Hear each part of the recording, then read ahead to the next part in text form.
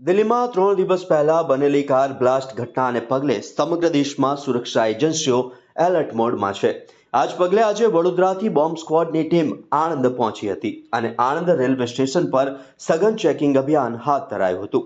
આ કામગીરી દરમિયાન બોમ્બ સ્ક્વોડની ટીમ સાથે રેલવે પોલીસ ફોર્સ અને ગવર્નમેન્ટ રેલવે પોલીસના જવાનો પણ જોડાયા હતા. ટીમે સ્ટેશનના દરેક પ્લેટફોર્મ, વેઇટિંગ હોલ, પાર્કિંગ વિસ્તાર અને મુસાફરોના માલસામાનની વિગતવાર તપાસ હાથ ધરી હતી. ટીમે મુસાફરોને સુરક્ષાને ધ્યાનમાં રાખીને તપાસ દરમિયાન સહકાર આપવા વિનંતી કરી હતી.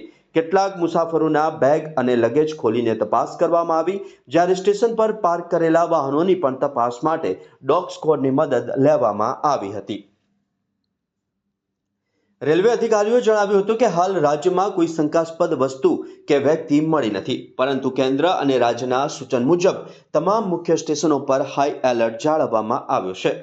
આણંદ રેલવે પોલીસના સૂત્રો અનુસાર દિલ્હી બ્લાસ્ટની તપાસ બાદ મળેલી કેટલીક ઇનપુટના આધારે વડોદરા ઝોનની બોમ્બ સ્ક્વોડ ટીમને વિવિધ સ્થળોની તપાસ માટે સૂચના અપાઈ હતી.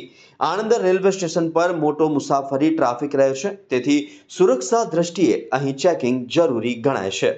સ્થાનિક મુસાફરોમાં પણ આ ચેકિંગને લઈને જાગૃતતા જોવા મળી. એક મુસાફરે જણાવ્યું કે સુરક્ષા માટે આ તપાસ જરૂરી છે. પોલીસ સતત સતર્ક રહે તે સારા સંકેત છે. સુરક્ષા એજન્સીઓ દ્વારા આવનારા દિવસોમાં પણ મુખ્ય સ્ટેશનો, બસ સ્ટેશન અને જાહેર સ્થળોએ આવી તપાસ ચાલુ રાખવાની શક્યતા વ્યક્ત કરવામાં આવી રહી છે.